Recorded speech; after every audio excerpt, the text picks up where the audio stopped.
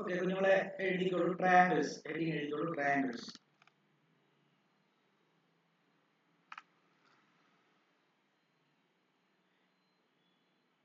അതിനകത്ത് ആദ്യം നമ്മൾ സബ് ഹെഡിങ് ആയിട്ട് എഴുതുന്നത് സിമിലർ ഫിഗർ എഴുതണം. സിമിലർ ഫിഗർ എഴുതണം. സിമിലർ ഫിഗർ എഴുതണം. എന്നിട്ട് ഒരു ഡോട്ട് ഇട്ട് എഴുതുക. Two geometrical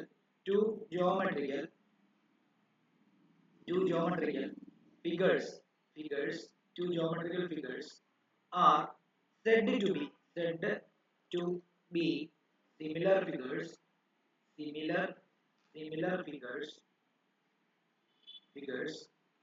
if they have the same shape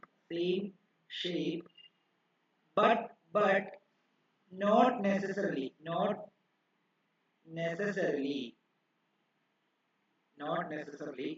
the same size.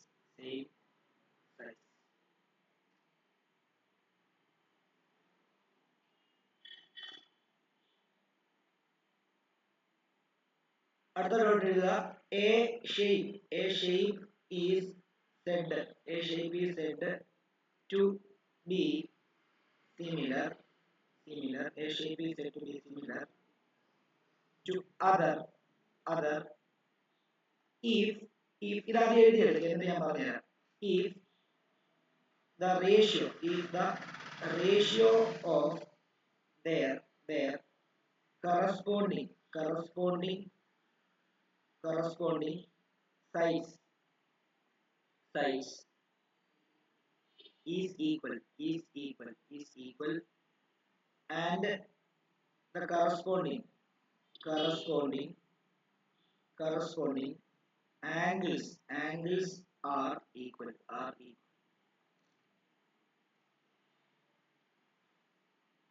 അടുത്ത ഡോട്ട് ഇട്ടിട്ട് എഴുതുക. two polygon having same number of sides are similar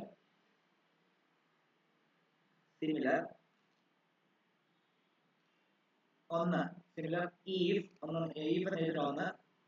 all the corresponding angles are equal. രണ്ട്, all the corresponding sides are in same ratio.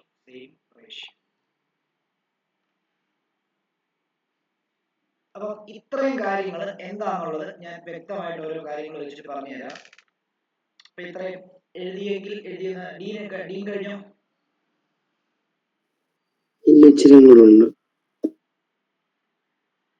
എഴുതിയെന്നാണോ പറഞ്ഞത് ഡീനെ? എഴുതി. Okay. Shreya എഴുതിയോ? ദേവനന്ദ എഴുതിയോ? Okay, ശരി. അതായത് നമ്മളിപ്പോ ഈ എഴുതിയ കാര്യം നമ്മള് ആദ്യം രണ്ട് കാര്യം മനസ്സിലായി. നമ്മൾ കഴിഞ്ഞ വർഷം കോൺഗ്രുവന്റ് ട്രയാങ്കിളിനെ പറ്റി പഠിച്ചായിരുന്നു. അതായത് ഈ കോൺഗ്രുവന്റ് എന്ന് പറഞ്ഞാൽ ഇത് എഴുതണ്ട, ഞാൻ മനസ്സിലാക്കാൻ വേണ്ടി പറയാണ്. കോൺഗ്രുവന്റ് അല്ലെങ്കിൽ ഫിഗേഴ്സ് എന്ന് പറഞ്ഞാൽ എന്താണെന്ന് അറിയാമോ? കോൺഗ്രുവന്റ് ഫിഗേഴ്സിന് മസ്റ്റ് ആയിട്ടും സെയിം ഷേപ്പും വേണം, സെയിം സൈസും വേണം. അതായത് ഇപ്പോൾ ഒരു ഉദാഹരണം പറയുകയാണെങ്കിൽ ഇതൊരു സർക്കിൾ ആണ്, അതിന്റെ റേഡിയസ് എന്ന് പറയുന്നത് ഒരു 1 സെന്റിമീറ്റർ ആണെങ്കിൽ ഇത് വേറൊരു സർക്കിള്, അതിന്റെ റേഡിയസും എന്താണ് 1 സെന്റിമീറ്റർ ആയാൽ മാത്രമേ ഈ രണ്ട് സർക്കിള് കോൺഗ്രുവന്റ് ആണെന്ന് പറയാൻ പറ്റുള്ളൂ. അതായത് ഷേപ്പും സർക്കിൾ ആയിരിക്കണം, സൈസും സെയിം ആയിരിക്കണം. അതേപോലെ തന്നെ ഇതൊരു സ്ക്വയർ, ഇതും ഒരു സ്ക്വയർ. കണ്ടോ? ഇതിന്റെ പ്രത്യേകത എന്താണെന്ന് ചോദിച്ചു കഴിഞ്ഞാൽ ഇതൊരു പോളിഗണാണ്. ഇതിന്റെ കറസ്പോണ്ടിങ് ഉണ്ട്. ഇത് ഈ ആംഗിളും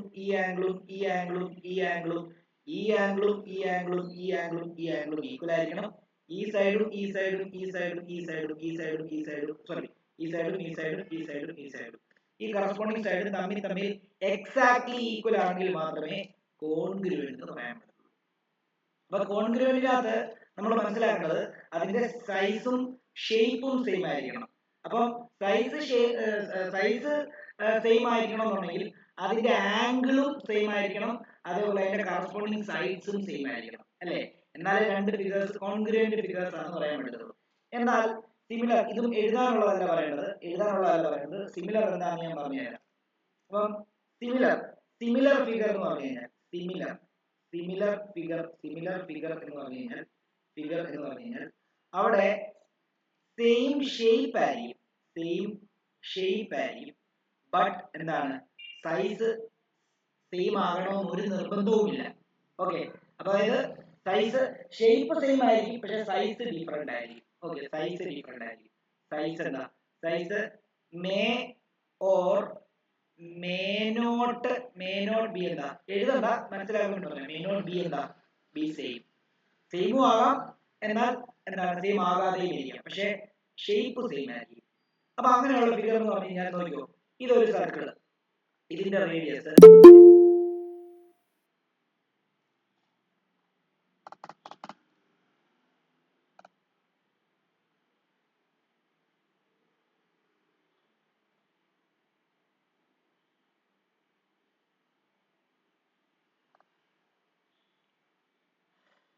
അപ്പം സിമിലർ ഫിഗേഴ്സ് എന്ന് പറഞ്ഞാൽ എന്താണെന്നാ പറഞ്ഞത്? സിമിലർ ഫിഗർ അങ്ങനെ ഞാൻ കുറച്ച് പഠിപ്പിച്ചു, ഒരു പേജോളം പഠിപ്പിച്ചു. പേജ് നമ്പർ വിട് എന്നിട്ട് എഴുതിക്കും. അതായത് സിമിലർ, ഇത് എഴുതണ്ട, ഇത് ഞാൻ മനസ്സിലാക്കാൻ വേണ്ടി പറഞ്ഞാണ്. അപ്പം സിമിലർ ഫിഗർ എന്ന് പറഞ്ഞാൽ എന്താ പറയുക, അതിന്റെ ഷേപ്പ് സെയിം ആയിരിക്കും, പക്ഷെ സൈസ് സെയിം ആവാം, സെയിം അല്ലാതെയും ഇരിക്കാം. ഓക്കെ ആണല്ലോ? അപ്പം ഇതിനെയാണ് നമ്മൾ എന്ത് എന്ന് പറയുന്നത്, അതായത് ഇപ്പോൾ ഒരു എക്സാമ്പിൾ പറയാം. ഇതൊരു സർക്കിൾ ആണ്, ഇതിന്റെ റേഡിയസ് 1 ആണ്. എന്നാൽ ഇത് വേറൊരു സർക്കിൾ ആണ്, ഇതിന്റെ റേഡിയസ് എന്ന് പറയുന്നത് 3 ആണ്. ഇത് രണ്ടും സെയിം ഷേപ്പ് ആണ്, പക്ഷേ ഇതിന്റെ സൈസ് സെയിം അല്ല. പക്ഷേ ഇത് സിമിലർ ഫിഗർ ആണ്. ഇത് കോൺഗ്രുവന്റ് ആണെന്ന് പറയാൻ പറ്റില്ല, എക്സാക്ട്ലി സെയിം ആണെന്ന് പറയാൻ പറ്റില്ല. ഈ രണ്ടും പക്ഷെ സിമിലർ ആണ്, ഫിഗർ രണ്ടും സിമിലർ ആണ്. അതേപോലെ തന്നെ വേറൊരെണ്ണം നമുക്ക് നോക്കാം. ഇന്ന് വരയ്ക്കാനുള്ളതല്ല, നിങ്ങൾക്ക് മനസ്സിലാക്കാൻ വേണ്ടിയാണ്. ഇതൊരു സ്ക്വയർ, ഇത് വേറൊരു സ്ക്വയർ. ഇത് രണ്ടും സിമിലർ ആണെന്ന് പറയാൻ പറ്റും. കാരണം എന്താ, സിമിലർ ആണെന്ന് പറയണമെന്നുണ്ടെങ്കിൽ 2-3 കാര്യങ്ങൾ സാറ്റിസ്ഫൈ ചെയ്യണം. ഒന്ന്, അതിന്റെ കറസ്പോണ്ടിങ് ആംഗിൾ എന്ന് പറഞ്ഞാൽ എന്താ അറിയോ, ഇപ്പൊ ഈ ഫിഗർ ഇങ്ങനെയല്ലേ ഇരിക്കുന്നത്, ഇതിന്റെ ഈ ആംഗിളും ഇതിന്റെ ഈ ആംഗിളും ഇതിന്റെ ഈ ആംഗിളും ഇതിന്റെ ഈ ആംഗിളും ഇതിന്റെ ഈ ആംഗിളും ഇതിന്റെ ഈ ആംഗിളും ഇതിന്റെ ഈ ആംഗിളും ഇതിന്റെ ഈ ആംഗിളും എക്സാക്ട്ലി ഈക്വൽ ആയിരിക്കണം. പക്ഷേ ഇതിന്റെ ഈ സൈഡ് നോക്കിയേ, ഈ സൈഡിന്റെ കറസ്പോണ്ടിങ് സൈഡ് ആണിത്. ഇത് സെയിം സൈസ് ആണോ? അല്ല. ഇതിന്റെ എക്സാക്ട്ലി സെയിം ലെങ്ത് ആണോ? അല്ല. ഇതിന്റെ ലെങ്ത് ആണോ ഇതിന്? അല്ല. ഇതിന്റെ ലെങ്ത് ആണോ ഇതിന്? അല്ല. ഇതിന്റെ ലെങ്ത് ആണോ ഇതിന്? അല്ല. അപ്പം സൈസ്, ആ ലെങ്ത് ഡിഫറെന്റ് ആണ്, ആംഗിൾ സെയിം ആണ്. ആംഗിൾ സെയിം ആയതുകൊണ്ടാണ് അതിന്റെ ഷേപ്പ് സെയിം ആയത്. പക്ഷെ ഇതിന്റെ ലെങ്ത് ഡിഫറെന്റ് ആണ്. പക്ഷെ ലെങ്തിന് ഒരു പ്രത്യേകത, ഈ ലെങ്ത് റേഷ്യോയിലായിരിക്കും. റേഷ്യോ എന്ന് പറഞ്ഞാൽ എന്താ അറിയാമോ? ഇപ്പൊ ഈ സൈഡ് 2 ആണെങ്കിൽ ഈ സൈഡ് 4 ആണെന്ന് വിചാരിച്ചു. ഓക്കെ, അല്ല ഞാനൊരു ട്രയാങ്കിൾ വെച്ചിട്ട് പറഞ്ഞുതരാം. ട്രയാങ്കിൾ വെച്ചിട്ടാകുമ്പോൾ എനിക്ക് കുറച്ചുകൂടെ നന്നായിട്ട് മനസ്സിലാവും. അതായത് നിങ്ങൾ മനസ്സിലാക്കേണ്ടത്, സിമിലർ ഫിഗർ എന്ന് പറയുമ്പോൾ എക്സാക്ട്ലി സെയിം ആകത്തില്ല, ആകാതിരിക്കാം. ആയാൽ അത് കോൺഗ്രുവന്റും ആണ്, സിമിലറും ആണ്. ഇപ്പൊ വേറൊരു എക്സാമ്പിൾ എടുക്കാം. അതായത് ഇപ്പം ഇതൊരു ട്രയാങ്കിൾ, ഇത് വേറൊരു ട്രയാങ്കിൾ. നമുക്കറിയാം ഇത് രണ്ടും ഒരു റൈറ്റ് ആംഗിൾ ട്രയാങ്കിൾ ആണ്. അപ്പൊ രണ്ടും റൈറ്റ് ആംഗിൾ ട്രയാങ്കിൾ ആണ്. ഇപ്പൊ രണ്ടും സിമിലർ ഫിഗേഴ്സ് ആണ്. സിമിലർ ഫിഗേഴ്സ് ആകാൻ കാരണം എന്താണ്? സിമിലർ ഫിഗേഴ്സ് ആകുന്ന ഇവർക്ക് രണ്ടുപേർക്കും സെയിം ഷേപ്പ് ആണ്. അപ്പൊ സൈസ് സെയിം ആണോ? അല്ല. അതെങ്ങനെ മനസ്സിലായി ചോദിച്ചു കഴിഞ്ഞാൽ, സൈസ് സെയിം ആകണമെന്ന് നിർബന്ധമില്ല. എന്തിനാ? സിമിലർ ഫിഗറിന്. കോൺഗ്രുവന്റ് ആവണമെങ്കിൽ സൈസ് എന്തായിരിക്കണം? പക്ക എന്തായിരിക്കണം? സെയിം ആയിരിക്കണം.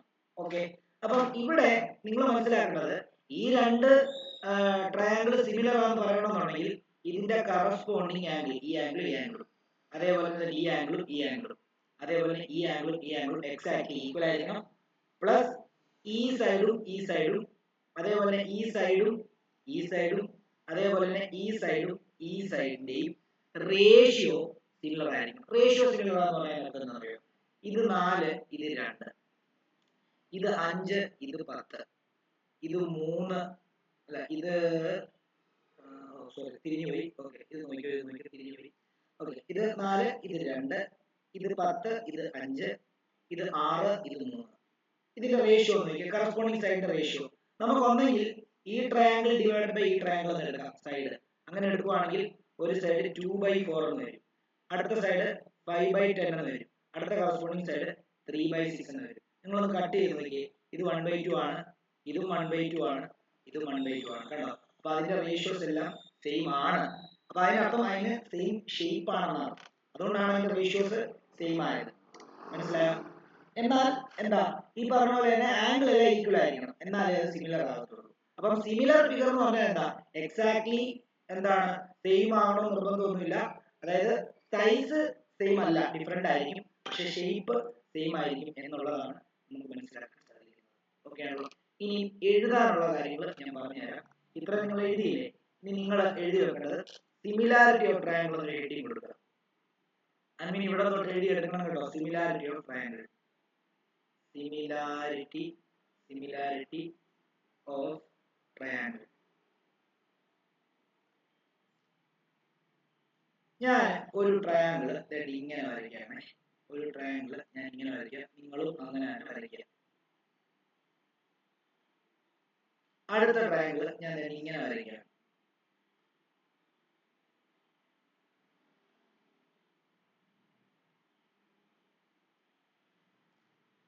ഈ ട്രയാങ്കിളിനെ ABC എന്നും ഈ ട്രയാങ്കിളിനെ PQR എന്നുമാണ് കൊടുത്തിരിക്കുന്നത്. Triangle ABC similar to triangle PQR ആണ് എന്ന് പറയണമെങ്കിൽ ഇഫ് എന്തായിരിക്കണം എന്നറിയാമോ? എന്തായിരിക്കണം ദേവനന്ദ? രണ്ട് ട്രയാങ്കിൾ സിമിലർ ആവണമെങ്കിൽ ഇതിന്റെ കറസ്പോണ്ടിങ് ആംഗിൾസ് എല്ലാം ഈക്വൽ ആയിരിക്കണം. അതേപോലെ ഇതിന്റെ കറസ്പോണ്ടിങ് സൈഡ്സ് ഈക്വൽ റേഷ്യോയിലും ആയിരിക്കണം. ആണോ Devananda?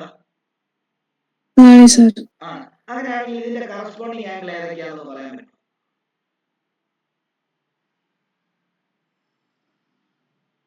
Sir, angle A is equal to angle P.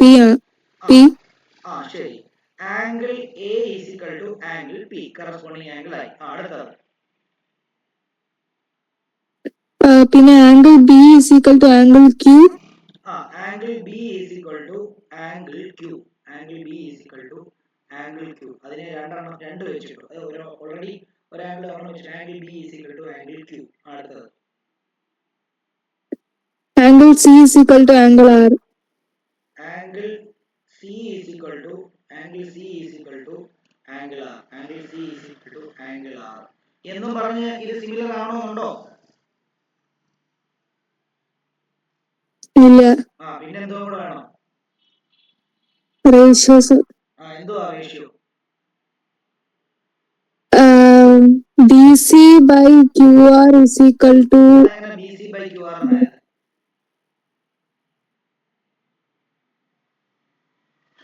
ഞാൻ BC by PQ എന്ന് പറഞ്ഞു കഴിഞ്ഞാൽ ശരിയാണോ?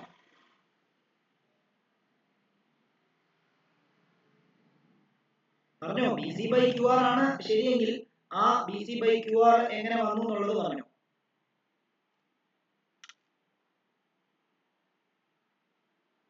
Sir, BC is equal to QR. BC is equal to QR ആണ്. ഇതിന്റെ ഈ BCയുടെ ലെങ്തും ഈ QRന്റെ ലെങ്തും ഈക്വൽ ആണോ? അങ്ങനെയാണ് അത് കോൺഗ്രുവന്റ് എന്ന് പറയാൻ പോരായിരുന്നോ? നമ്മൾ പ്രത്യേകം പറഞ്ഞായിരുന്നു പറയുമ്പോൾ ഈക്വൽ എന്ന് പറയില്ല. ഈക്വൽ ആവാം, പക്ഷെ ഇവിടെ ഈക്വൽ അല്ല. കണ്ടിട്ട് ഈ BCയുടെ സൈസും അല്ല BCയുടെ ലെങ്തും QRന്റെ ലെങ്തും ഈക്വൽ ആയിട്ട് തോന്നുന്നുണ്ടോ? പിന്നെന്താ ഈക്വൽ എന്ന് പറഞ്ഞേ? അപ്പൊ നിങ്ങൾ ശ്രദ്ധിക്കേണ്ടത് എന്താണെന്നറിയോ? നിങ്ങൾ സൈഡിന്റെ റേഷ്യോ പറയുമ്പോൾ നിങ്ങൾ ആദ്യം സെലക്ട് ചെയ്യേണ്ടത് എന്താണെന്നറിയാമോ? ആ കറസ്പോണ്ടിങ് ആംഗിൾ ഏതാണെന്ന് സെലക്ട് ചെയ്യണം. അതായത് ഇപ്പം ഈ A എന്ന് പറയുന്ന ആംഗിളിന്റെ ഓപ്പോസിറ്റ് സൈഡ് ആണ് BC ആണോ? ആ എയുടെ കറസ്പോണ്ടിങ് ആംഗിൾ ആണ് P. അപ്പം ഇത് തമ്മിലാണ് ഈക്വൽ ആയിട്ടിരിക്കുന്നത്. ആണോ ദേവനന്ദേ? അപ്പം അത് രണ്ടിന്റെ, അതായത് ഈക്വൽ ആയിട്ടിരിക്കുന്ന ആംഗിളിന്റെ ഓപ്പോസിറ്റ് സൈഡ് വേണം നിങ്ങൾ റേഷ്യോ ആക്കി എഴുതാനായിട്ട്. അപ്പം എയുടെ ഓപ്പോസിറ്റ് ആണ് BC, P യുടെ ഓപ്പോസിറ്റ് ആണ് QR. അതുകൊണ്ടാണ് ദേവനന്ദ പറഞ്ഞത് കറക്റ്റ് ആയത്. മനസ്സിലായോ? Okay. അപ്പം നമുക്ക് ഇങ്ങനെ എഴുതാം, എന്താ ബി സി. അത് നിങ്ങൾക്ക് എങ്ങനെ വേണം എഴുതാൻ കേട്ടോ. ഈ ട്രയാങ്കിളിന്റെ സൈഡ് ഡിവൈഡ് ബൈ ഈ ട്രയാങ്കിളിന്റെ സൈഡ് എന്നോ, അല്ലെങ്കിൽ ഈ ട്രയാങ്കിളിന്റെ സൈഡ് ഡിവൈഡ് ബൈ ഈ ട്രയാങ്കിളിന്റെ സൈഡ് എന്നോ എഴുതാം. പക്ഷെ ആദ്യം എഴുതുന്നത് റേഷ്യോ തന്നെ ആയിരിക്കണം പിന്നീട് എന്ത് ചെയ്യുന്നത് എഴുതുന്നത്. അപ്പൊ നമുക്ക് എങ്ങനെ എഴുതാം? വേണമെങ്കിൽ ഇങ്ങനെ എഴുതാം, B C divided by Q R is equal to എന്താ, B C divide by Q R is equal. അടുത്ത സൈഡ് എന്ന് പറഞ്ഞേ, അടുത്തത് ഏതൊക്കെയാ കറസ്പോണ്ടിങ് ഇത് വരുന്നത് Devananda? AC by PR. BC അല്ല, AC by PR. കണ്ടോ, AC by PR. അതായത് അതെങ്ങനെ AC by PR ആയത്? അത് ബി ആംഗിൾ ബിയുടെ ഓപ്പോസിറ്റ് സൈഡ് എസിയും പിന്നെ നമ്മുടെ ആംഗിൾ ക്യൂടെ ഓപ്പോസിറ്റ് സൈഡ് പി ആറും. അപ്പൊ ആംഗിൾ ബിയും ആംഗിൾ ക്യൂവും ഈക്വൽ ആയതുകൊണ്ടാണ് അങ്ങനെ എഴുതിയത്. കറക്റ്റ്. Okay, good. അടുത്തത് AB by QP. AB by QP. അതെന്തുകൊണ്ടാണ് അങ്ങനെ പറഞ്ഞത്? അത് ആംഗിൾ സിയുടെ ഓപ്പോസിറ്റ് സൈഡ് എബിയും ആംഗിൾ ആറിന്റെ ഓപ്പോസിറ്റ് സൈഡ് ക്യൂപിയും. അപ്പൊ ഒരു കാര്യം കൂടെ പറയണം, അങ്ങനെ പറഞ്ഞിട്ട് കാര്യമില്ല. ആംഗിൾ സിയുടെ ഓപ്പോസിറ്റ് സൈഡ് എബിയും ആംഗിൾ ആറിന്റെ ഓപ്പോസിറ്റ് സൈഡ് ബിക്യു ആയതുകൊണ്ടാണോ അത് ഈക്വൽ ആയതുകൊണ്ടാണ് ആ സൈഡ് സെലക്ട് ചെയ്തിട്ട് റേഷ്യോ ആക്കിയത്. അപ്പം ഞാൻ ഓരോ വര ഇടാം, ഈക്വൽ ആയിട്ടുള്ള കറസ്പോണ്ടിങ് ആയിട്ടുള്ളത്. മറ്റേ ഇവിടെ 2 വര, ഇതും അതേപോലെ ഇത് 2 വര, അതേപോലെ ഇവിടെ എന്താ, ഇവിടെ 3 വര. കണ്ടോ, ഇവിടെ 3 വര. കണ്ടോ, ഇങ്ങനെയാണ് കൈകാര്യം ചെയ്യുന്നത്. ഇനി വേണം തിരിച്ചെഴുതാം. എന്താ, ഇപ്പൊ BC by QR is equal to AC by PR is equal to AB by QP എന്ന് എഴുതിയത്. ഇത് നേരെ തിരിക്കാം. എന്താ, ഇപ്പുറത്തെ ട്രയാങ്കിൾ ബൈ ഇപ്പുറത്തെ ട്രയാങ്കിൾ എഴുതാം. അതായത് നമ്മളിപ്പോ first triangle by second triangle എഴുതിയത്, നിങ്ങൾക്ക് വേണമെങ്കിൽ second triangle by first triangle എഴുതാം. എന്താ, BC by QR നെ നിങ്ങൾക്ക് വേണമെങ്കിൽ QR by BC എന്നാക്കാം. പക്ഷെ അപ്പുറത്ത് മാറ്റണം, PR by AC എന്നാക്കണം, മറ്റേ QP by AB എന്നാക്കണം. മനസ്സിലായോ? അപ്പം രണ്ട് ട്രയാങ്കിൾ സിമിലർ ആണെങ്കിൽ ഈ 6 കണ്ടീഷൻ സാറ്റിസ്ഫൈ ചെയ്യണം. 6 കണ്ടീഷൻ എന്ന് പറയുമ്പോൾ അതിന്റെ ആംഗിൾസ് എല്ലാം ഈക്വൽ ആയിരിക്കണം, അതിന്റെ കറസ്പോണ്ടിങ് സൈഡ്സ് എന്തായിരിക്കണം, റേഷ്യോസിലായിരിക്കണം. ഓക്കെ ആണ്? ഇത്ര എഴുതിക്കും.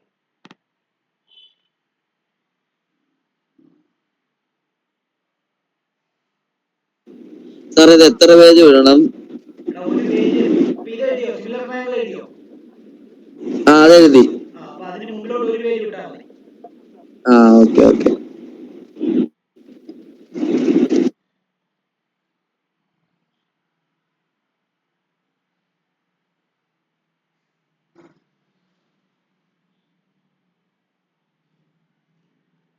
ഓക്കെ, ഇനി എഴുതേണ്ടത് എന്താണെന്ന് അറിയാമോ? ഇത് നിങ്ങൾ എഴുതിയെന്ന് വിശ്വസിക്കുന്നു. ഇനി നിങ്ങൾ എഴുതേണ്ടത് ബേസിക് പ്രൊപ്പോർഷണാലിറ്റി തിയറം എന്ന് പറയുന്ന തിയറം. ഇതിന്റെ ബാക്കി കണ്ടിന്യൂഷൻ ഉണ്ട്, നമുക്ക് അടുത്ത സെഷനിൽ പഠിക്കാം. ബേസിക് പ്രൊപ്പോർഷണാലിറ്റി തിയറം അത് എഴുതിച്ചു. Basic proportionality theorem. Basic proportionality theorem.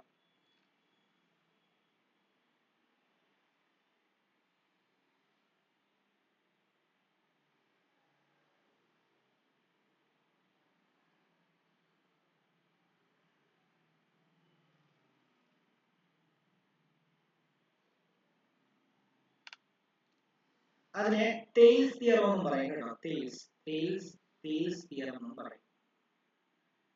അപ്പൊ ഇതിന്റെ സ്റ്റേറ്റ്മെന്റും പഠിക്കണം. ആ സ്റ്റേറ്റ്മെന്റ് വെച്ചിട്ട് ആ ഇക്വേഷൻ വന്നത് എങ്ങനെയാണെന്നുള്ളതിന്റെ പ്രൂഫും നിങ്ങൾ പഠിക്കണം കേട്ടോ. പരീക്ഷയ്ക്ക് ചോദിക്കാറില്ല, എന്നാലും നേരത്തെ ഒക്കെ ചോദിക്കാറുണ്ടായിരുന്നു. അപ്പൊ ഇപ്പൊ സ്കൂളുകളിലെല്ലാം അതിന്റെ പ്രൂഫ് പഠിപ്പിക്കുന്നുണ്ട്, അതുകൊണ്ട് ഞാനും പഠിപ്പിക്കുന്നു. പരീക്ഷയ്ക്ക് ചോദിച്ചാൽ പ്രൂഫ് അങ്ങനെ ചോദിച്ച് കണ്ടിട്ടില്ല. ഇനി ചോദിക്കുവാണെങ്കിൽ ഇത് എഴുതാൻ വേണ്ടിയാണ് ഈ പ്രൂഫ് പഠിപ്പിച്ചു തരുന്നത്. ഓക്കെ ആണല്ലോ? അപ്പൊ basic proportionality theorem.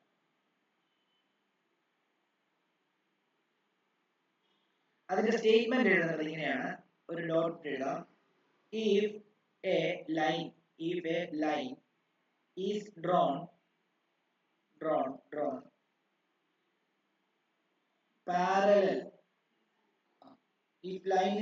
parallel, if line is drawn parallel to one side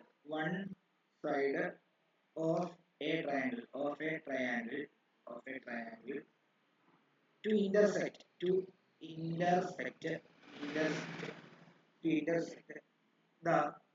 other two sides in distinct points. The other two sides are divided in the same ratio.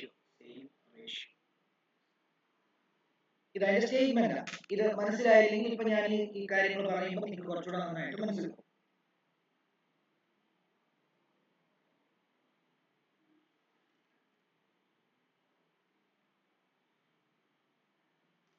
എഴുതി എന്ന് വിശ്വസിക്കുന്നു. അങ്ങനെയാണെങ്കിൽ ഇവര് പറയുന്നത് എന്താണെന്ന് അറിയാമോ? നമ്മളൊരു ട്രയാങ്കിൾ വരച്ചു. ഇതാണ് നമ്മുടെ ട്രയാങ്കിൾ. ഓക്കെ, ആ ട്രയാങ്കിളെ ഞാൻ എ ബി സി എന്ന് എടുക്കുകയാണ്. അതായത് എ ബി സി എന്ന് എടുക്കുകയാണ്. ശ്രദ്ധിച്ചിട്ട് വരയ്ക്കണേ. എ ബി സി എന്ന് എടുക്കുകയാണ്. എന്നിട്ട് ഞാൻ എന്ത് അറിയോ, ഈ ട്രയാങ്കിളിൽ ഏതെങ്കിലും ഒരു സൈഡിന് പാരലായിട്ട് ഒരു ലൈൻ വരയ്ക്കണമെങ്കിൽ മറ്റേ രണ്ട് സൈഡും ഇന്റർസെക്ട് ചെയ്യാതെ വരയ്ക്കാൻ പറ്റത്തില്ലല്ലോ. അതായത് ഇപ്പം ഇവിടെ ഇങ്ങനെ, അതായത് ഈ സൈഡിന് പാരലായിട്ട് വരയ്ക്കണമെങ്കിൽ ഇത് വരയ്ക്കണം. അപ്പം ഈ രണ്ട് സൈഡിനെ അത് ഇന്റർസെക്ട് ചെയ്യും. ഇനിയും നേരെ മറിച്ച് ഈ സൈഡിനും ഇതിന് പാരലായിട്ട് വരച്ചു. ഇനി ഈ സൈഡിന് പാരലായിട്ട് വരയ്ക്കണമെങ്കിൽ എന്ത് ചെയ്യണം? അപ്പം അത് ഇതേലും ഇന്റർസെക്ട് ചെയ്യും അല്ലേ? ഇനി നമുക്ക് ഈ ബി സിക്ക് പാരലായിട്ട് വരയ്ക്കണമെങ്കിൽ ഇങ്ങനെ വരച്ചു കഴിഞ്ഞാൽ അത് ഇവിടെയും ഇന്റർസെക്ട് ചെയ്യും ഇല്ലയോ? അങ്ങനെ ഇന്റർസെക്ട് ചെയ്യുവാണെങ്കിൽ അവർ പറയുന്നത് ഈ കട്ട് ചെയ്തിരിക്കുന്ന ഈ ഡിസ്റ്റൻസ് ബൈ ഈ ഡിസ്റ്റൻസ് ആയിരിക്കും എന്നാണ് അവർ പറയുന്നത്. ആ രണ്ട് സൈഡും കട്ട് ചെയ്യുന്നത് ഈക്വൽ റേഷ്യോസിലായിരിക്കും എന്നാണ് പറയുന്നത്. പ്രൊവൈഡഡ് ഈ ലൈൻ ഈ മൂന്നാമത്തെ ലൈന് പാരലായിരിക്കണം. പാരലാന്ന് കാണിക്കാൻ വേണ്ടിയാണ് ആലോചിക്കുന്നത്. അപ്പൊ നിങ്ങൾ പടം വരയ്ക്കുമ്പോൾ നിങ്ങൾ എന്ത് ചെയ്യുക? നിങ്ങൾ ആ ബി സിക്ക് പാരലായിട്ട് നിങ്ങൾ ഒരു ലൈൻ നമുക്ക് പ്രൂവ് ചെയ്യേണ്ടത് അതാണ്. എന്നിട്ട് ഈ പോയിന്റിന് എന്താണ് ഡി എന്ന് കൊടുക്കുക, ഈ പോയിന്റിന് ഇത് കൊടുക്കുക. എന്നിട്ട് നമുക്ക് പ്രൂവ് ചെയ്യേണ്ടത് എന്താണെന്ന് അറിയോ? To prove A D divided by D B എന്ന് പറയുന്നത് A E divided by E C ആണെന്നാണ് പ്രൂവ് ചെയ്യേണ്ടത്. ശരിക്കും ന്യൂമറിക്കലി ഇത് പഠിച്ചാൽ മതി. പക്ഷെ ഇതിന്റെ പ്രൂഫ് പഠിക്കാൻ വേണ്ടിയാണ് ഞാൻ നിങ്ങളെ എന്ത് ചെയ്യുന്നത്, ഞാൻ ഇതിന്റെ തിയറംസ് കംപ്ലീറ്റ് ആയിട്ട് പഠിക്കുന്നത്. ഇതിന്റെ പ്രൂഫ് പഠിക്കേണ്ടതായിട്ടുണ്ട്. ഓക്കെ, അപ്പം ഇത് പഠിപ്പിക്കുന്നതിന് മുമ്പ് ഞാൻ കുറച്ച് കാര്യങ്ങൾ ഇത് എഴുതിയോ? ഇത് വരച്ചു. ഇത് ജസ്റ്റ് ഇത്രയും വരച്ചോ, ഇത്രയും വരച്ചോ മക്കളെ. ദേവനന്ദ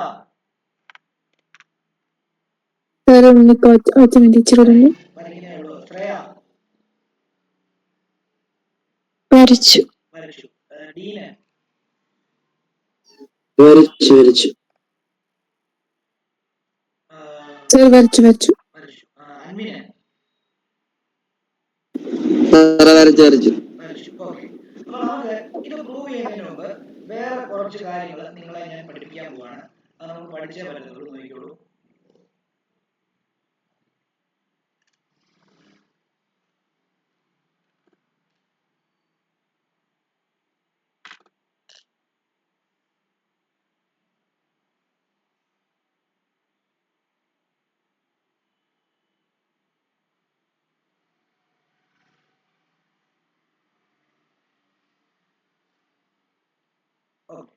അപ്പം ഇത് പഠിപ്പിക്കുന്നതിന് മുമ്പ് ഇത് വരയ്ക്കണ്ടേ, ഇത് നിങ്ങൾക്ക് മനസ്സിലാവാൻ വേണ്ടി പറയാണ്. അത് നിങ്ങൾക്ക് വേണമെങ്കിൽ വരയ്ക്കണമെങ്കിൽ ഇവിടെ വരയ്ക്കല് റഫായിട്ട് വരച്ചു വെക്കണം. ഞാൻ ചോദിക്കുന്നത്, ഈ ഒരു ട്രയാങ്കിളിന്റെ ഹൈറ്റ് എങ്ങനെയായിരിക്കും ദേവനന്ദ കണ്ടുപിടിക്കുന്നത്? A B C. ഇത് വരയ്ക്കേണ്ടത് നിങ്ങൾക്ക് റഫായിട്ട് എവിടെയും വേണമെങ്കിൽ സൈഡിലോട്ട് എവിടെയും നിങ്ങൾക്ക് വേണമെങ്കിൽ ചെയ്തിടാം. ഈ ഒരു ട്രയാങ്കിളിന്റെ ഹൈറ്റ് ഏതായിരിക്കും?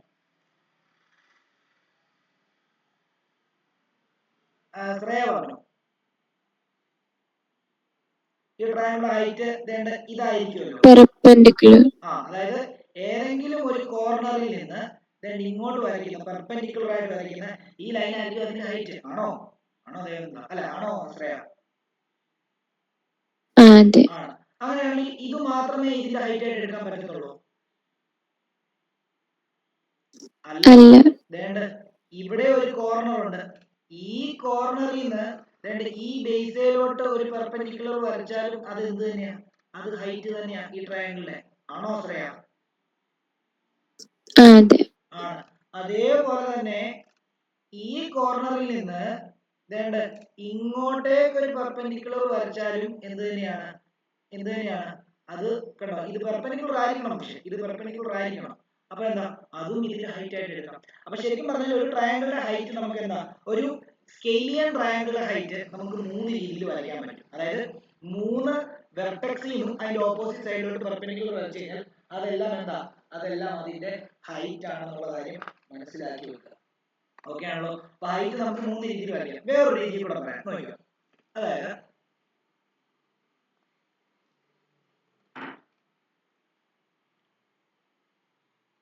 ഇപ്പം ഇതിന്റെ ഹൈറ്റ് ഇതാണ് നമ്മൾ എടുത്തില്ലേ, ഇതാണ് ഇതിന്റെ ഹൈറ്റ്. എന്നാൽ ഞാൻ ഇതിനെ എക്സ്റ്റെൻഡ് ചെയ്യുവാണ്.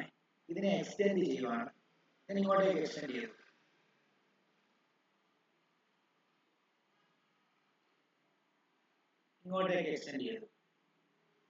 ഓക്കെ. എന്നിട്ട് ഒരു സെക്കൻഡ്, ഞാൻ വേറൊരു പടം ഇതിപ്പോ ഇങ്ങനെ കിടക്കട്ടെ. ഇതിപ്പോ നമ്മൾ ഹൈറ്റ് 3 രീതി കണ്ടുപിടിച്ചു. വേറൊരു ട്രയാങ്കിൾ എടുക്കുകയാണ്. നോക്കിക്കോളൂ.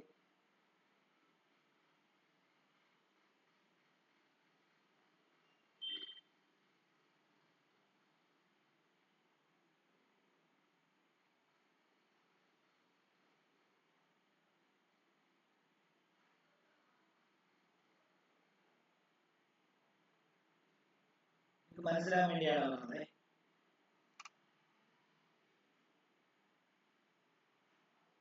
ഓക്കെ, വേറൊരു ട്രയാങ്കിൾ ഞാൻ എടുക്കുകയാണ്. അപ്പം ഈ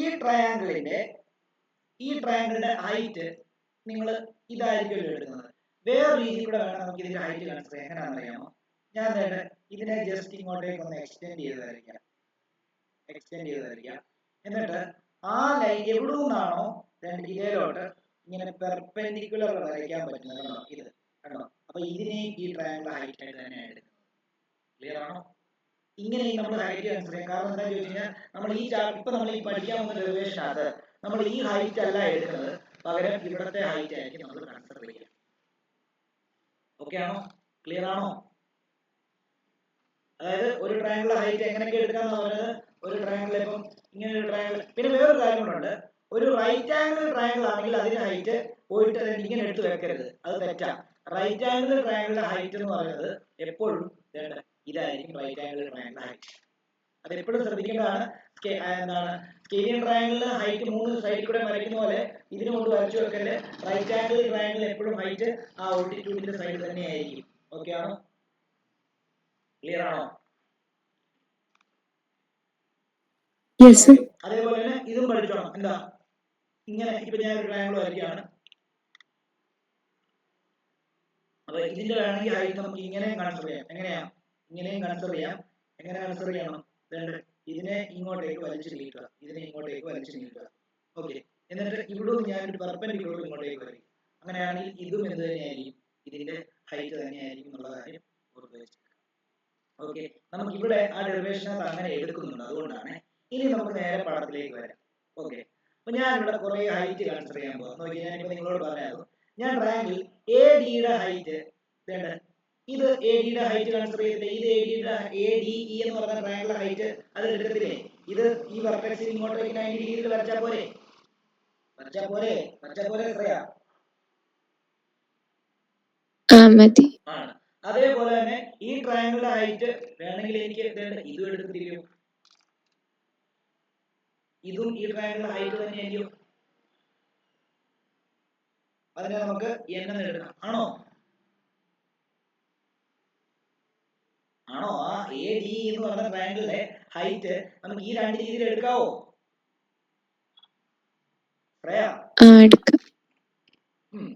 എടുക്കാം. ഞാൻ എന്നിട്ട് ഒരു കാര്യം കൂടെ ചെയ്യാൻ പോവാണ്. ഞാൻ ഇതിനെ വെച്ചിട്ട് ഒരു ട്രയാങ്കിൾ, അതായത് ഇതിനെ ഇവിടെ കൊണ്ട് യോജിപ്പിക്കുകയാണ്. അതേപോലെ ഇതിനെ കൊണ്ട് ഇവിടെ കൊണ്ട് യോജിപ്പിക്കുകയാണ്. ഓക്കെ ആണല്ലോ? ഓക്കെ, അപ്പം ശ്രദ്ധിച്ചോണം, നമ്മൾ ഇത്രയും കാര്യങ്ങളാണ് ചെയ്തത്. നമ്മൾ എന്ത് ചെയ്തു? നമ്മൾ എക്സ്ട്രാ ആയിട്ട് ഡിയിൽ നിന്നൊരു പെർപെൻഡിക്കുലർ എയിലോട്ട് വരച്ചു, അത് എ ഡിയുടെ ഹൈറ്റ് ആക്കി. അതേപോലെ ഇയിൽ നിന്നൊരു പെർപെൻഡിക്കുലർ എ ഡിയിലേക്ക് വരച്ചു, അതും ആ എ ഡി ഇ എന്ന് പറയുന്ന ട്രയാങ്കിളിന്റെ ഹൈറ്റ് ആക്കി. പിന്നെന്താ ചെയ്തത്? പിന്നെ നമ്മൾ ചെയ്തത് എന്താ, ആ ഡിയിൽ നിന്ന് സിയിലോട്ട് യോജിപ്പിച്ചു, അതേപോലെ ബിയിൽ നിന്ന് ഇയിലോട്ട് യോജിപ്പിച്ചു. ഇത്രയാണ് നമ്മൾ വരച്ചത്. ഇനി നമ്മൾ ആ ഏരിയ ഓഫ് ട്രയാങ്കിൾ കണ്ടുപിടിക്കാൻ പോവാം. അതായത് ആദ്യത്തെ എ ഡി ഇ എന്ന് പറയുന്ന ട്രയാങ്കിളിന്റെ ഏരിയ എങ്ങനെ കണ്ടുപിടിക്കാം? അതായത് നോക്കിക്കോളൂ, എ ഡി ഇ എന്ന് പറയുന്ന ട്രയാങ്കിളിന്റെ ഏരിയ എങ്ങനെ കണ്ടുപിടിക്കാൻ ചോദിച്ചു കഴിഞ്ഞാൽ, area of triangle A D E is equal എന്താ, half into base into height ആണല്ലോ. Is equal to half into base എത്ര മക്കളെ? അതായത് ഇതിന്റെ ഹൈറ്റ് ഞാൻ ആദ്യം എടുക്കാൻ പോകുന്നത് എന്താണെന്ന് അറിയുമോ? ഇതിന്റെ ഹൈറ്റ് ഞാൻ ആദ്യം എടുക്കാൻ പോകുന്നത് ഇ എൻ ആണ് എടുക്കാൻ പോകുന്നത്. ഇ എൻ ആണ് ഇതിന്റെ ഹൈറ്റ് എടുക്കാൻ പോകുന്നത്. അപ്പൊ അതിന്റെ ബേസ് എന്തായിരിക്കും? ഇത്രയും പറഞ്ഞേ, ഇ എൻ ആണ് ഇതിന്റെ ഹൈറ്റ് ഞാൻ എടുക്കുന്നതെങ്കിൽ അതിന്റെ ഇതാണ് ഈ ട്രയാങ്കിളിന്റെ ഹൈറ്റ് ആയിട്ട് എടുക്കുന്നതെങ്കിൽ അതിന്റെ ബേസ് എന്തായിരിക്കണം? എ ഡി ആയിരിക്കണം, അല്ലയോ? അപ്പൊ ഞാൻ ബേസ് എന്താണ്, എ ഡി ഇൻറ്റു എന്താണ്, ഇ എൻ എന്ന് എടുത്തു. ഓക്കെ, അതവിടെ കിടക്കട്ടെ. ഇനി എനിക്ക് വേണമെങ്കിൽ എന്ത് ചെയ്യാം? ഇപ്പൊ ഞാൻ എടുത്ത ഹൈറ്റ് എന്ന് പറഞ്ഞു കഴിഞ്ഞാൽ എന്താണ്, ഇ എന്നും അതേപോലെ തന്നെ എ ഡി ബേസും ആക്കിയാണ് എടുത്തത്. ഓക്കെ ആണല്ലോ.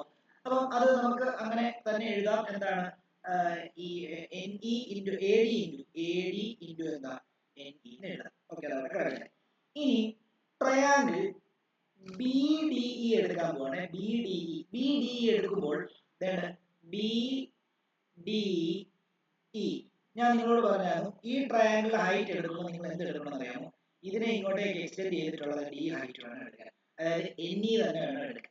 ഓക്കെ ആണല്ലോ. അത് ഞാൻ ഓൾറെഡി പറഞ്ഞത് എന്താ, ഇങ്ങനെയുള്ള ട്രയാങ്കിൾ ഹൈറ്റ് ചെയ്ത് എടുക്കാതെ ഇങ്ങോട്ട് എക്സ്റ്റെൻഡ് ചെയ്തിട്ട് ഇവിടെ പെർപെൻഡിക്കുലർ വരയ്ക്കുന്നത് അതായിരിക്കും ഹൈറ്റ് ആയിട്ട് എടുക്കാൻ പറ്റുമെന്നുള്ള കാര്യം ഞാൻ പറഞ്ഞിരുന്നു, അല്ലേ? അപ്പൊ ഇവിടെ അതേപോലെ തന്നെ നോക്കിയോ, അതായത് ബി ഡി ഇ എന്ന് പറയുന്നത് കണ്ടോ അങ്ങനെയുള്ള ഒരു ട്രയാങ്കിളാണ്. അപ്പൊ നമ്മൾ എന്ത് ചെയ്യുക, നമ്മൾ ഇതിനെ ഇങ്ങോട്ടേക്ക് എക്സ്റ്റെൻഡ് ചെയ്യുന്നു. എക്സ്റ്റെൻഡ് ചെയ്തിട്ട് കണ്ടോ ഇവിടെ പെർപെൻഡിക്കുലർ ആണ്. അപ്പൊ ഈ എൻ ഇ ആണ് നമ്മൾ ബി ഡി ഇ എന്ന് പറഞ്ഞ ട്രയാങ്കിളിന്റെ ഹൈറ്റ് ആയിട്ട് എടുക്കുന്നത്. അപ്പൊ അതൊന്ന് ശ്രദ്ധിച്ചോണം. അപ്പം നോക്കിക്കോളൂ. അപ്പം ഏരിയ ഓഫ് ട്രയാങ്കിൾ, ഏരിയ ഇത് എഴുതേണ്ടതാണ്, area of triangle B D E അതും തന്നെയാ half into base into height ആണ്. അപ്പം ഹാഫ് ഇൻറ്റു ബേസ് എന്ന് പറയുമ്പോൾ ഏത് വരും അവിടെ? ഏത് വരും? അതായത് ഈ ബി ഡി ആയിരിക്കണം ബേസ്, ഇതായിരിക്കണം base. Okay, B D half into base into B D into height എന്ന് പറയുമ്പോൾ എത്ര? ഹൈറ്റ് നിങ്ങൾ ഇവിടെ ഇതിന്റെ ഹൈറ്റ് ഇത് എടുക്കരുത് കേട്ടോ, ഇത് എടുക്കല്, പകരം ഏതാ എടുക്കേണ്ടത്? ബി ഡിയുടെ ഹൈറ്റ് എന്ന് പറഞ്ഞാൽ എൻ ഇ തന്നെ, എൻ ഇ തന്നെയാണ് എടുക്കുക, എൻ തന്നെയാണ് എടുക്കുക. അതവിടെ കിടക്കട്ടെ. ഇനി ഇതേപോലെ തന്നെ എനിക്ക് വേണമെങ്കിൽ ഏരിയ ഓഫ് ട്രയാങ്കിൾ മറ്റേ ഹൈറ്റ് വെച്ച് കൺസിഡർ ചെയ്യില്ലേ? ഇങ്ങനെ area of triangle A D ഇനെ എനിക്ക് വേണമെങ്കിൽ ഏത് ഹൈറ്റ് വെച്ച് കൺസിഡർ ചെയ്യാം? ഇപ്പൊ നമ്മൾ എൻ ഇ ഹൈറ്റ് എടുത്തത്, ഡി എം എന്ന് പറഞ്ഞ ഹൈറ്റ് വെച്ചിട്ട് വേണമെങ്കിൽ കൺസിഡർ ചെയ്തില്ലേ? അപ്പൊ ബേസ് എന്ത് എടുക്കണം? അതായത് ഡി എം ആണ് നിങ്ങൾ ഈ ട്രയാങ്കിൾ ഹൈറ്റ് എടുക്കണമെങ്കിൽ നിങ്ങൾ ബേസ് എന്ത് എടുക്കണം? എ എടുക്കണം. അങ്ങനെയാണെങ്കിൽ നിങ്ങൾക്ക് എങ്ങനെ എഴുതാം?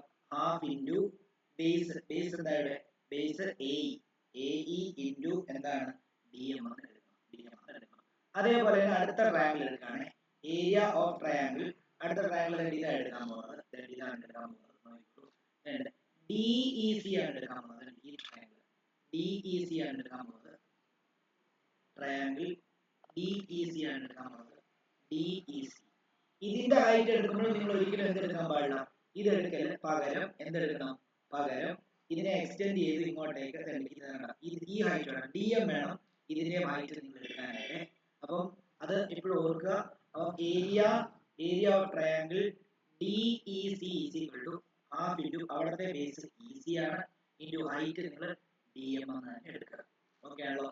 നമുക്കറിയാം ഈ ട്രയാങ്കിളിന്റെ ഏരിയ എങ്ങനെ കണ്ടുപിടിച്ചാലും അത് ഈക്വൽ ആണ്. അതായത് half into A D into N E വെച്ച് കണ്ടുപിടിച്ചാലും half into A E into എന്താണ് ഡി എം എന്ന് വെച്ച് കണ്ടുപിടിച്ചാൽ അതിന്റെ ഏരിയ ഈക്വൽ അല്ലേ? അതേപോലെ തന്നെ ബി ഡി ഇയുടെ ഏരിയയും അതേപോലെ ഡി ഇ സിയുടെ ഏരിയയും ഈക്വൽ ആണ്. അപ്പൊ നമ്മൾ എന്താ ചെയ്യാൻ പോകുന്നത് അറിയോ? നമ്മൾ ഈ രണ്ട് ഇക്വേഷൻ, ഇത് ഇക്വേഷൻ 1, ഇത് ഇക്വേഷൻ 2, അതേപോലെ തന്നെ ഇത് ഇക്വേഷൻ 3, ഇത് ഇക്വേഷൻ 4. ഇക്വേഷൻ 1 ബൈ ഇക്വേഷൻ 2 ചെയ്യാൻ പോകും. അതായത് area of triangle A D E divided by area of triangle BDE is equal to വരും മുകളിൽ half into AD into NE divided by half into BD into NE എന്ന് വരും ആണല്ലോ. NE cut half cut അപ്പോൾ നമുക്ക് എന്ത് വരും AD divided by BD. Okay, അതേപോലെ തന്നെ ഈ രണ്ട് triangle equation 3 divided by equation 4 ചെയ്യാൻ പോകും. അതായത് area of triangle ADE divided by area of triangle എന്താ DEC ചെയ്യുമ്പോൾ half into AE into DM divided by half into EC into DM cut half cut അങ്ങനെയാണ് നമുക്ക് എന്താ തോന്നുന്നു AE divided by EC. Okay ആണല്ലോ, ശരിയാണല്ലോ. അപ്പം ഇത് പരസ്പരം അങ്ങോട്ടും ഇങ്ങോട്ടും ഈ രണ്ട് ട്രയാങ്കിൾ എല്ലാം പരസ്പരം ഈക്വൽ അല്ലേ?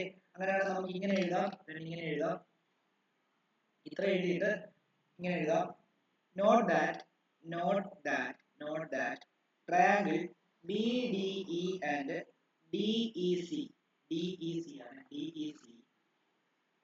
are on the same base DE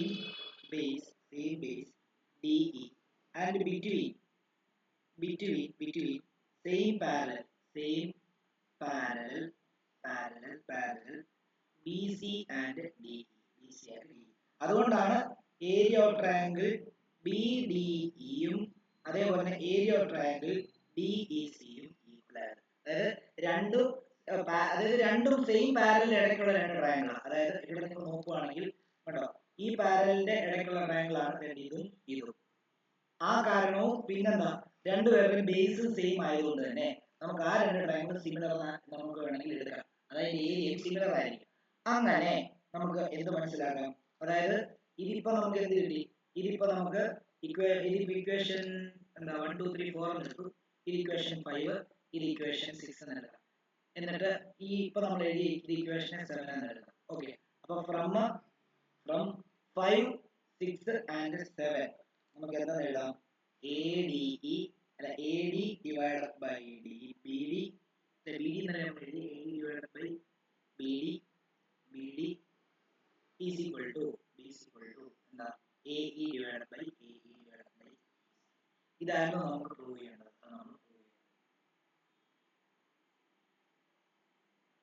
doubt ഉണ്ടെങ്കിൽ ചോദിക്കണം. ചെറുതാക്കി കാണിക്കാം.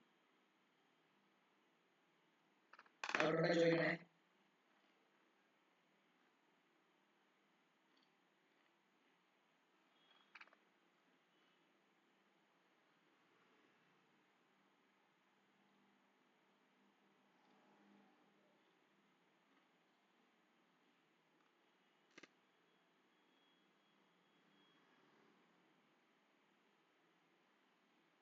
മീൻ എഴുതിയായിരുന്നോ?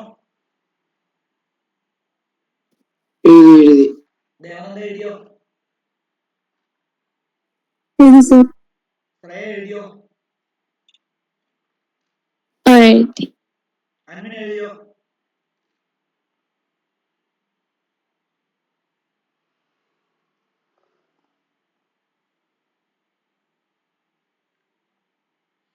ഓക്കെ, അപ്പം നമ്മള് ഇനി ഇതിന്റെ കോൺവേഴ്സിന്റെ പ്രൂഫ് ഒന്നും ഞാൻ പഠിപ്പിക്കുന്നില്ല. ഇതിന്റെ കോൺവേഴ്സ് എന്താണെന്ന് പറഞ്ഞു തരത്തതേ ഉള്ളൂ. അപ്പം അടുത്ത് എഴുതിക്കോ, കോൺവേഴ്സ് ഓഫ് ബേസിക് പ്രൊപ്പോർഷണാലിറ്റി ചെയ്യണം. Converse of basic proportionality theorem.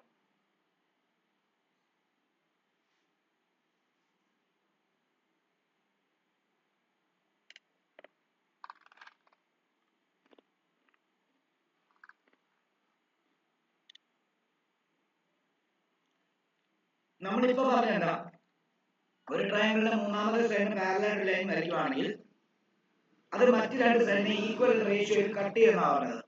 എന്നാൽ ഇനി നമ്മൾ നേരെ തിരിച്ചു പറയാൻ പോവാ. അതായത് ഏതെങ്കിലും ഒരു ട്രയാങ്കിളിന്റെ രണ്ട് സൈഡിനെ ഈക്വൽ റേഷ്യോയിൽ കട്ട് ചെയ്യുന്ന രീതിയിൽ ഒരു ലൈൻ വരച്ചാൽ ആ ലൈൻ ഈ മൂന്നാമത്തെ സൈഡിന് പാരലൽ ആയിരിക്കും പറഞ്ഞത്. അതായത് അതിന്റെ നേരെ തിരിച്ച് അത്രേ ഉള്ളൂ.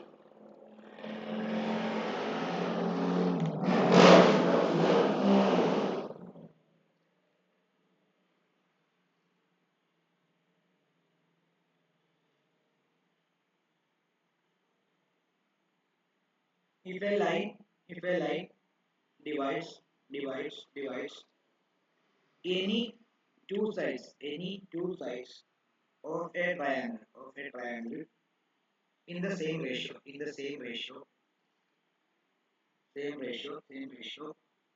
then the line is parallel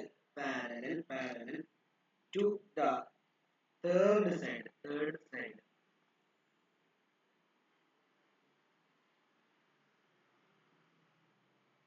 അതായത് നേരെ തിരിച്ച് if എന്താ a നമ്മളിങ്ങനല്ലേ ചെയ്തത് അതായത് a b c d e if AD by DB is equal to AE divided by EC ആണെങ്കിൽ എന്താണ് DE parallel to എന്തായിരിക്കും BC ആയിരിക്കും then നേരത്തെ parallel ആണെങ്കിൽ equal ആയിട്ട് റേഷ്യോയിൽ കട്ട് ചെയ്യുന്ന പറഞ്ഞത് ഇത് നേരെ തിരിച്ച് ഓക്കെ ആണോ